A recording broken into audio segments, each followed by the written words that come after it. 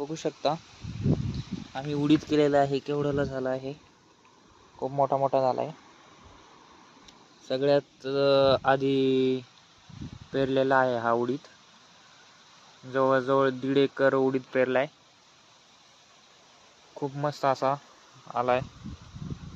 घरचंच पेरणी यंत्र आहे आमचं, त्यामुळे सगळ्यात लवकर पेरणी केली, त्यामुळं खूप मस्त आलाय.